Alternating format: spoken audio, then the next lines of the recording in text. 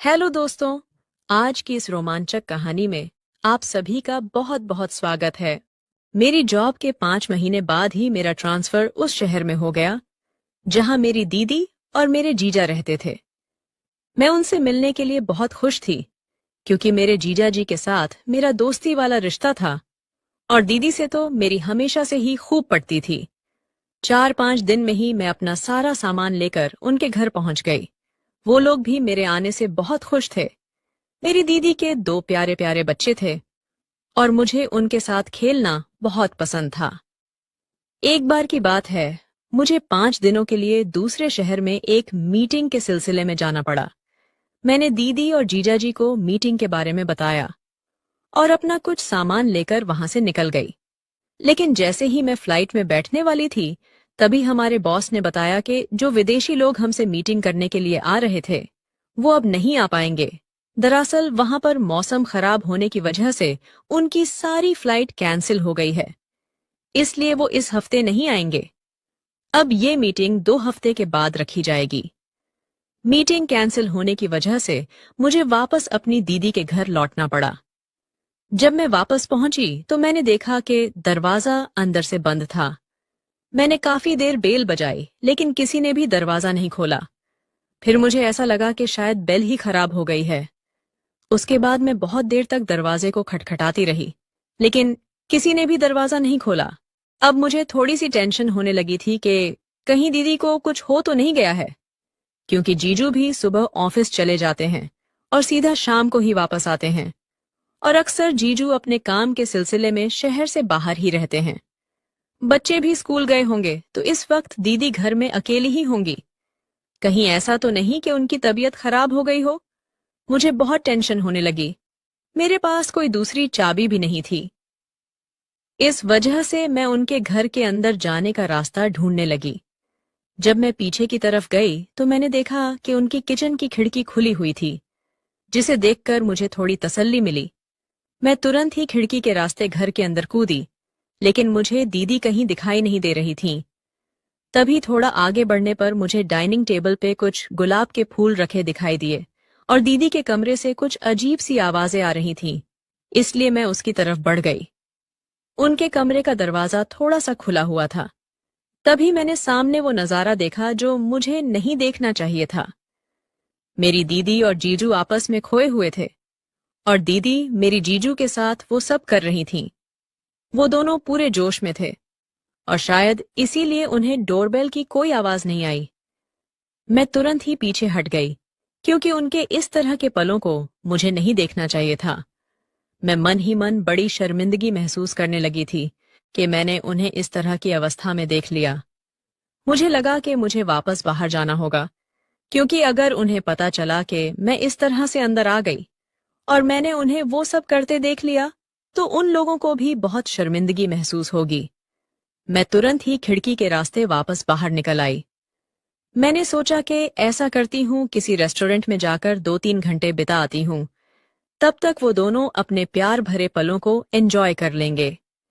यही सब सोचकर मैं वहीं के एक फेमस होटल में पहुंच गई।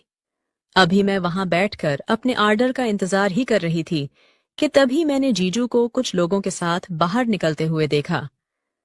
उन्हें देखकर तो मेरे होश ही उड़ गए कि जीजू तो घर पर थे, लेकिन फिर वो अचानक यहाँ कैसे आ गए। ये मेरे लिए बहुत ही हैरान कर देने वाली बात थी। इसलिए मैं अपने कदमों को रोक नहीं पाई और तुरंत उनके पीछे गई।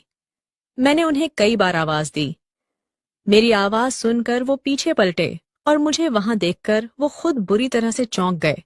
वो बोले कि तुम तो बाहर जाने वाली थी, फिर तुम यहाँ क्या कर रही हो? मैंने कहा कि जीजू, दरअसल अचानक से मेरी मीटिंग कैंसिल हो गई थी, लेकिन आप यहाँ क्या कर रहे हो? वो कहने लगे कि मैं तो आज सुबह से यहीं पर हूँ और अब जाकर मेरी मीटिंग खत्म हुई है। अब मैं वापस ऑफिस जा रहा था। लेकिन अगर तुम्हारी मीटिंग कैंसिल हो गई तो तुम यहाँ क्या कर रही थी? तुम्हें तो घर जाना चाहिए था। घर का नाम सुनते ही मेरे दिमाग में दीदी की उस तरह की पोजीशन घूमने लगी। इसका मतलब उस वक्त मैंने जिस इंसान को दीदी के नीचे लेटे देखा था, वो जीजू नहीं थे, वो कोई और था। इसका मतलब क्या मेरी दीदी मेरे जीजू को धोखा दे रही हैं? एक साथ मेरे दिमाग में न जाने कितने सारे सवाल आने लगे और मैं अपनी सोच में गुम हो गई। तभी जीजू मुझे हिलाते हुए बोले कि संजना, तुम किस सोच में पड़ गई हो? मैं तुमसे पूछ रहा हूँ कि तुम वापस घर क्यों नहीं गई? तुम यहाँ क्या कर रही हो? अब मुझे कुछ समझ नहीं आ रहा था कि मैं उन्हें क्या बताऊं कि मेरे दिमाग में क्या क्या चल रहा है। मैं उन्हें किस मुंह से बताती कि मैं घर तो गई थी, लेकिन मैंने वहां पर कुछ ऐसा देखा जिसे देखने के बाद मैं बाहर आ गई। मैंने उनसे बहाना करते हुए कहा कि दरअसल जीजू, मेरी एक फ्रेंड ने अचानक मुझे यहाँ पर मिलने के लिए बुला लिया, तो बस मैं उसी का इंतजार कर रही थी। मेरी बात सुनकर जीजू निश्चिंत हुए और बोले कि अच्छा फिर ठीक है, तुम अपनी फ्रेंड से मिलकर सीधा घर चली जाना और अब मैं ऑफिस जा रहा हूँ। उसके बाद जीजू अपने ऑफिस के लिए निकल गए, लेकिन मेरा तो सर दर्द की वजह से फटा जा रहा था। मुझे कुछ भी समझ नहीं आ रहा था कि आखिर ये सब क्या हो रहा है। मैं तुरंत ही वहां से घर के लिए निकली। इस बार जब मैंने दरवाजा खटखटाया तो पहली बार में ही दीदी ने दरवाजा खोल दिया। मुझे सामने देखकर दीदी बुरी तरह से चौंक गई और बोली कि तू तो मीटिंग के लिए गई हुई थी, फिर अचानक कैसे आ गई? तो मैंने उनसे कहा कि दरअसल मेरी मीटिंग कैंसिल हो गई थी, बस इसीलिए मुझे वापस आना पड़ा। उसके बाद वो मुझसे बिल्कुल नॉर्मल तरीके से बात कर रही थी, जैसे कि वो हमेशा से करती आई थी। मुझे अभी तक यकीन नहीं हो रहा था कि मैंने दीदी को उस वक्त किसी और के साथ देखा था। मैंने एक बार फिर से खुद को सांत्वना देने के लिए दीदी से पूछा कि क्या जीजू दोपहर को घर वापस आए थे? तो वो कहने लगी कि तुम्हें तो पता ही है कि तुम्हारे जीजू ज्यादातर अपने काम के सिलसिले में बाहर ही रहते हैं, और जब यहाँ होते हैं तो वो सुबह ऑफिस के लिए निकल जाते हैं और सीधा रात में ही वापस आते हैं। लेकिन तुम ये सब क्यों पूछ रही हो? तो मैं उनसे कहा कि कुछ नहीं, बस ऐसे ही पूछ रही थी। उसके बाद मैं खाना खाकर चुपचाप अपने कमरे में बैठ गई, लेकिन मेरे दिमाग में अभी भी वही दृश्य चल रहा था जो मैंने कुछ घंटे पहले देखा था। दीदी के दोनों बच्चे मेरे साथ खेल रहे थे, लेकिन आज मेरा उनके साथ खेलने का बिल्कुल मन नहीं कर रहा था। मुझे बार बार रोना सा आ रहा था। मेरा दिल कर रहा था कि मैं दीदी से जाकर पूछ लूं कि आखिर वो ये सब क्यों कर रही हैं। वो अपने ही हाथों से अपने बसे बसाए घर को क्यों उजाड़ना चाह रही हैं। जीजू तो कितने अच्छे हैं, उनकी कितनी कदर करते हैं, उनके लिए किसी भी चीज की कोई कमी नहीं होने देते हैं, तो फिर दीदी उन्हें धोखा क्यों दे रही है? लेकिन मैं उनसे कुछ भी नहीं पूछ सकती थी, क्योंकि मैं पक्के तौर पर नहीं कह सकती थी कि मैंने जो देखा है उसमें कितनी सच्चाई है। मुझे लगा कि अब शायद मुझे इस मामले की तह तक जाना होगा और दीदी पर नजर रखनी होगी। मैंने उस दिन से दीदी पर ध्यान देना शुरू किया, तो मैंने देखा कि रात को जीजू के सोने के बाद दीदी के फोन पर किसी का फोन आता था और वो चुपचाप छत पर जाकर उससे बातें करती थीं। इससे मुझे ये तो पक्का हो गया था कि वो किसी से बात करती हैं और उनकी जिंदगी में कोई दूसरा आदमी भी है। लेकिन वो ये सब क्यों कर रही है, ये मुझे अभी तक समझ नहीं आया था। अभी कुछ ही दिन बीते थे कि मेरे बॉस ने मुझे एक जरूरी मीटिंग अटेंड करने के लिए एक बड़े से होटल में भेजा।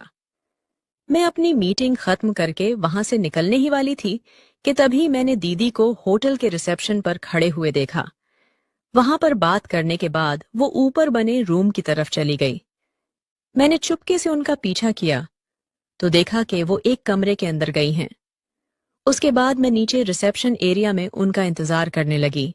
करीब 3 घंटे के बाद वो उस कमरे से बाहर निकली और 5 मिनट के बाद ही उस कमरे से एक आदमी बाहर आया। लेकिन वो आदमी कौन था? इससे पहले मैंने उस आदमी को कभी नहीं देखा था। दीदी को बाहर आता देख मैंने जल्दी से अपना चेहरा ढक लिया।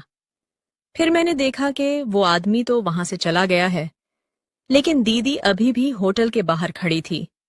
मुझे लगा कि न जाने वो किसका इंतजार कर रही हैं। तभी एक टैक्सी उनके सामने आकर रुकी और वो उस टैक्सी में बैठकर कहीं जाने लगी। मैंने भी तुरंत ही एक दूसरी टैक्सी बुलाई और उस टैक्सी को दीदी की टैक्सी का पीछा करने के लिए कहा। मुझे लगा कि शायद दीदी घर जा रही होंगी, लेकिन घर का रास्ता तो पीछे ही छूट गया था। तो आखिर दीदी कहाँ जा रही थी? अभी हमारी टैक्सी आगे के रास्ते पर बढ़ ही रही थी कि फिर से दीदी की टैक्सी एक दूसरे होटल के पास जाकर रुकी। उसके बाद वो टैक्सी से उतरकर होटल के अंदर चली गई। मैं भी छुपकर उनके पीछे गई। वो लिफ्ट से होते हुए उस होटल के एक रूम के अंदर चली गई और उस रूम से भी वो करीब 2 से 3 घंटे के बाद बाहर आई। इस बार वो जिस आदमी के साथ बाहर आई थी उसे देखकर मेरे होश ही उड़ गए, क्योंकि वो आदमी मेरे बड़े भाई राजन का दोस्त था। पर वो इतनी दूर यहाँ पर क्या कर रहा था? और दीदी उसे इस होटल के कमरे में चुपचाप मिलने क्यों आई थी? मुझे ये सारा माजरा समझ ही नहीं आ रहा था। वो दोनों एक साथ होटल से बाहर निकले, लेकिन अलग अलग टैक्सी में बैठकर कहीं चले गए। मेरे दिमाग में काम करना बंद कर दिया था। क्या दीदी एक साथ कई सारे आदमियों के साथ? मैंने अपने आप से कहा कि मैं अपनी बहन के बारे में ऐसा कैसे सोच सकती हूँ। बचपन से लेकर आज तक मैंने अपनी बहन को कभी भी ऐसी कोई हरकत करते नहीं देखा जिससे मुझे उसके चरित्र पर शक हो। लेकिन फिर आज जो मैं अपनी आंखों से देख रही हूं वो क्या है? वो इन सब लोगों के साथ होटल के कमरों में जाकर आखिर क्या कर रही थी? शाम को जब मैं वापस घर आई तो मैंने देखा कि दीदी बहुत ज्यादा परेशान थी। मैंने उनसे पूछा कि आप इतना परेशान क्यों हो? तो वो कहने लगी कि मैं घर में अकेली रहती रहती बोर हो जाती हूँ। तुम लोग भी अपने अपने काम पर निकल जाते हो, बच्चे भी स्कूल चले जाते हैं। तुम लोगों में से किसी के पास इतना टाइम नहीं है कि कभी मुझे बाहर ले जाकर घुमा दो। एक काम करो, तुम और तुम्हारे जीजू एक दिन के लिए ऑफिस से छुट्टी ले लो, फिर हम सब कहीं बाहर घूमने चलते हैं। बहुत दिन हो गए हैं, मैं भी कहीं नहीं गई हूँ और बच्चे भी कहीं नहीं गए हैं। मैंने उस वक्त उनकी हाँ में हाँ मिला दी, लेकिन मैं अपनी दीदी का सफेद झूठ सुनकर दंग रह गई थी। मैंने आज ही दीदी को इतने सारे होटल के चक्कर लगाते देखा था, लेकिन ऐसे जाता रही हैं जैसे घर से बाहर ही ना निकलती हों। अभी कुछ दिन ही बीते थे कि एक दिन फिर से ऐसा हुआ कि मैं ऑफिस से जल्दी घर आ गई और आज भी दीदी दरवाजा नहीं खोल रही थी। मैं समझ गई कि उस दिन जो आदमी घर आया था शायद वही आदमी आज भी आया होगा। ये सोचकर मुझे बहुत गुस्सा आ गया। मैंने सोचा कि आज मैं इन लोगों को छोड़ूंगी नहीं। दीदी जीजू के साथ बहुत गलत कर रही हैं।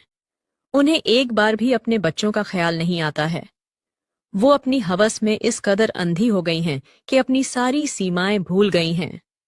मैं तुरंत ही किचन के रास्ते घर के अंदर पहुंची तो देखा कि अंदर तो सब कुछ बिखरा हुआ पड़ा था। तभी दीदी के कमरे से उनके चीखने की आवाज आई।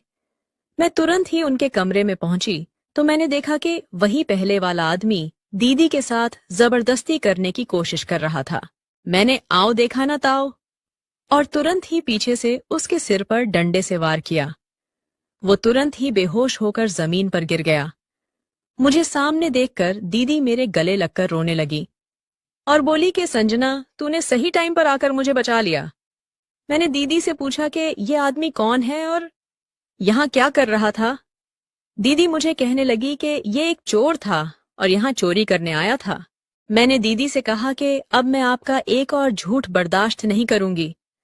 आपकी झूठी बातें सुन सुनकर मेरे कान पक चुके हैं। मेरी बात सुनकर दीदी हैरत भरी नजरों से मुझे देखने लगीं। मैंने उनसे कहा कि आपको क्या लगता है कि मुझे आपकी काली करतूतों के बारे में कोई जानकारी नहीं है? मैं कुछ ही दिन पहले आपको और इस आदमी को इसी कमरे में गंदी हरकतें करते देख चुकी हूँ।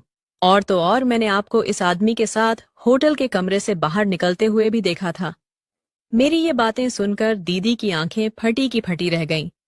वो तुरंत ही मेरे पैरों में गिरकर रोने लगी और गिड़गिड़ाने लगी कि संजना, इस सब बारे में अपने जीजू को कुछ मत बताना। मैं तुम्हारे आगे हाथ जोड़ती हूँ, मेरा बसा बसाया घर बर्बाद होने से बचा लो। मैंने उनसे कहा कि आप अपने ये मगरमच्छ के आंसू कहीं और बहाना। आपको ये सब हरकतें करते हुए एक बार भी शर्म नहीं आई। आप ना जाने कितने आदमियों के साथ कितने होटल के कमरों में जा चुकी हो। मैंने आपको राजन भैया के एक दोस्त के साथ भी देखा था। अरे, आप जैसी औरत को तो डूब मरना चाहिए जो बाकी औरतों का भी नाम खराब करती है। दीदी कहने लगी कि तुम सच कह रही हो संजना, मेरे जैसी औरत को जिंदा रहने का कोई हक नहीं है। याक है। उसके बाद वो तुरंत ही दौड़कर अपनी अलमारी के पास पहुंची और उन्होंने उसमें से एक बंदूक निकाल ली। वो अपने सिर पर गोली चलाने ही वाली थी कि तभी मैंने उनका हाथ पकड़कर उनसे बंदूक छीन ली। ये सब देखकर मैं भी बुरी तरह से घबरा गई थी। मैंने उनसे कहा कि अगर आपको अपने के पर इतनी ही शर्मिंदगी है तो आप ये सब कर ही क्यों रही थीं? वो कहने लगी कि ये सब मैं अपनी खुशी से नहीं कर रही थी, बल्कि मैं मजबूर थी, क्योंकि ये आदमी मुझे ब्लैकमेल कर रहा था। दीदी के मुंह से ब्लैकमेलिंग की बात सुनकर तो मैं दंग रह गई। मैंने दीदी से हैरान होकर पूछा कि आखिर ये आदमी आपको ब्लैकमेल क्यों कर रहा था? दीदी बोली कि आज मैं तुम्हें सब कुछ बताऊंगी, लेकिन वादा करो कि तुम मेरी मदद करोगी।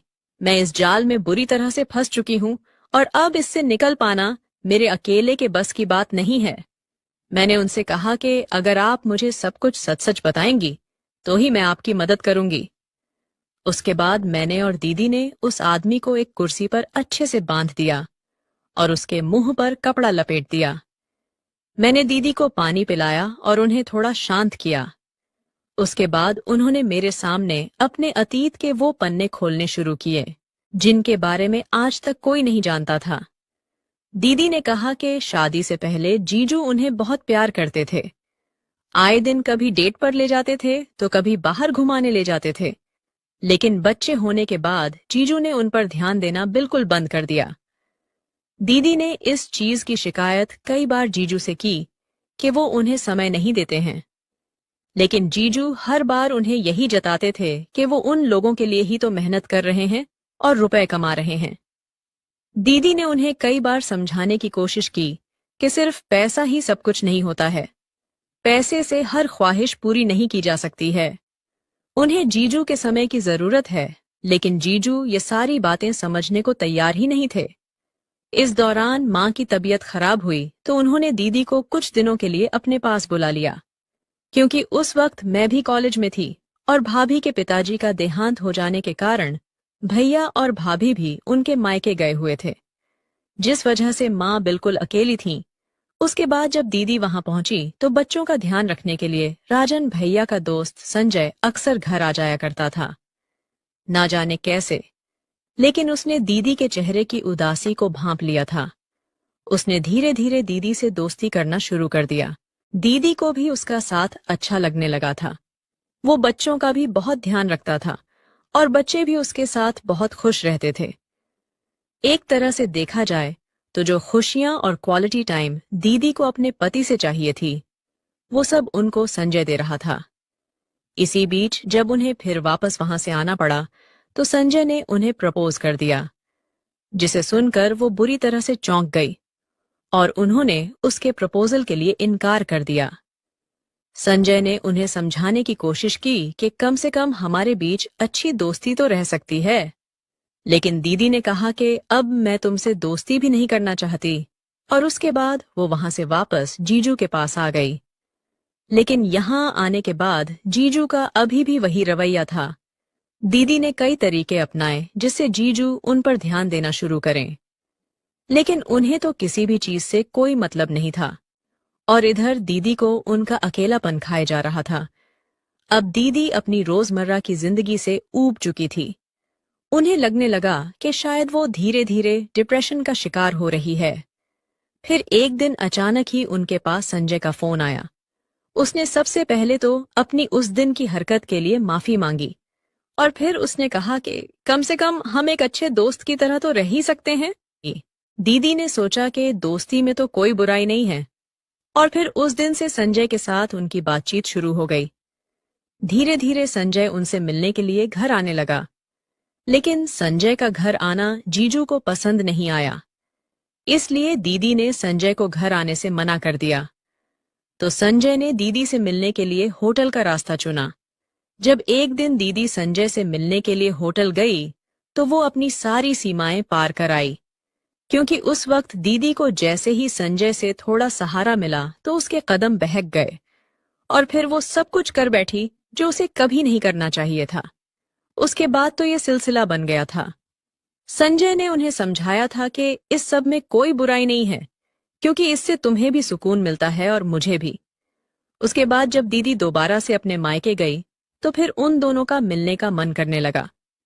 इसीलिए संजय ने अपने एक दोस्त विशाल का घर एक दिन के लिए किराए पर लिया। उस दिन उसका दोस्त शहर से कहीं बाहर गया हुआ था, और फिर वो दीदी को लेकर उस घर में चला गया। वहां पर दोनों ने अपने अपने शरीर की भूख मिटाई और फिर वो दोनों वापस आ गए। वापस आने के बाद दीदी फिर से अपनी रोज की जिंदगी में लग गई। और और फिर एक दिन संजय का उनके पास फोन आया है और उसने जो खबर दीदी को सुनाई, उसे सुनकर तो दीदी के पैरों तले जमीन निकल गई। संजय ने बताया कि उसके दोस्त विशाल ने उसका और दीदी का उस तरह का वीडियो बना लिया है। दरअसल वो लोग जब लास्ट टाइम उसके घर पर गए थे तो उसने वहां पर कैमरा लगा दिया था जिसमें सब कुछ रिकॉर्ड हो गया था और अब वो संजय को ब्लैकमेल कर रहा है। ये सुनकर तो दीदी के होश ही उड़ गए। दीदी ने तुरंत ही जीजू से बहाना बनाया कि वो 2-3 दिनों के लिए मां के पास वापस जाना चाहती हैं। उसके बाद जब दीदी मायके वापस पहुंची तो संजय के दोस्त विशाल ने उनके सामने ये शर्त रखी कि वो ये वीडियो सिर्फ एक शर्त पर डिलीट करेगा। अगर दीदी उसके साथ भी वही सब करें जो वो संजय के साथ करती हैं, उन्हें मजबूरी में वो सब कुछ करना पड़ा जो वो नहीं करना चाहती थी। उसके बाद उन्हें लगा कि शायद अब इस सब से उसका पीछा छूट जाएगा, लेकिन ऐसा कुछ भी नहीं हुआ। अब तो यह सिलसिला ही बन गया था। विशाल उन्हें ब्लैकमेल करने लगा था। उसने दीदी को डरा धमका के घर का पता भी जान लिया था और फिर वो घर आकर भी उनके साथ जबरदस्ती करता था। अब धीरे धीरे वो दीदी से पैसों की डिमांड भी करने लगा था। दीदी बोली कि अब मैं संजय को भी कुछ नहीं बता सकती, क्योंकि अगर उसे पता चलेगा कि मैं उसकी पीठ पीछे उसके दोस्त विशाल के साथ ये सब करती आ रही हूं तो वो मुझे धोखेबाज समझेगा, जबकि मैं धोखेबाज नहीं हूं। और इतना कहकर दीदी फूट फूट कर रोने लगी। तभी मैंने देखा कि विशाल को होश आ रहा है। मैंने तुरंत ही उसका फोन छीना और उसके फोन में पड़ा हुआ वो वीडियो डिलीट कर दिया। मैंने उससे कहा कि अगर आज के बाद तू मेरी दीदी के आसपास भी नजर आया तो मैं तेरी शिकायत पुलिस में कर दूंगी। मेरी बात सुनकर वो जोर जोर से हंसने लगा और बोला कि तुम्हें ऐसा क्यों लगता है कि मेरे फोन से वीडियो डिलीट कर देने से तुम्हारी बहन बच जाएगी? अभी एक वीडियो तो संजय के फोन में भी पड़ा हुआ है। उसकी बात सुनकर तो मेरे और दीदी दोनों के होश उड़ गए। दीदी ने कहा कि आखिर तुम कहना क्या चाहते हो? तब विशाल ने बताया कि ये सब संजय का ही प्लान था। उसने ही कहा था कि वो बहाने से तुम्हें मेरे घर बुला लेगा और फिर तुम्हारा वीडियो तैयार कर लेगा। फिर मैं सामने से आकर तुम्हें ब्लैकमेल करूंगा, तुम्हारे साथ मजे भी लूंगा और तुमसे पैसे भी लूंगा, और फिर वो पैसे मेरे और संजय के बीच में आधे आधे बट जाएंगे। इस तरह से हम दोनों ने मिलकर तुम्हें लूटा और तुम इतनी बेवकूफ औरत निकली कि तुम्हें कभी भनक तक नहीं हुई। सब सुनकर दीदी फूट फूट कर रोने लगी।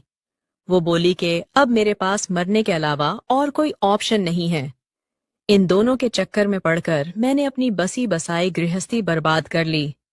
अगर मैंने अपनी इच्छाओं पर काबू किया होता तो आज मुझे ये दिन ना देखना पड़ता। मैं एक बहुत बुरी माँ हूं। मेरे बच्चों को मेरी जैसी माँ कभी नहीं मिलनी चाहिए। मैंने दीदी से कहा कि ठंडे दिमाग से काम लो और संजय को फोन करके यहाँ बुला लो। उससे कहो कि आप अकेली हैं और उसके साथ समय बिताना चाहती हैं। शरीर का भूखा संजय तुरंत ही दीदी के पास आ गया। दीदी संजय और विशाल को एक साथ कमरे में ले गई और तब तक मैंने पुलिस को फोन कर दिया। पुलिस उन दोनों को पकड़ कर ले गई और कुछ महीनों बाद कोर्ट ने उन्हें 10 साल की सजा सुनाई। मैं आप सबसे भी यही कहना चाहती हूं कि कुछ मिनटों के मजे के लिए अपनी जिंदगी बर्बाद मत करें और अपने लोगों को समय दें, क्योंकि हर जरूरत पैसे से पूरी नहीं हो सकती। कमेंट करके जरूर बताइएगा कि आपको ये कहानी कैसी लगी। आगे ही ऐसी रोमांचक कहानियों के लिए मेरे चैनल को सब्सक्राइब कर लें और बेल आइकन दबाना ना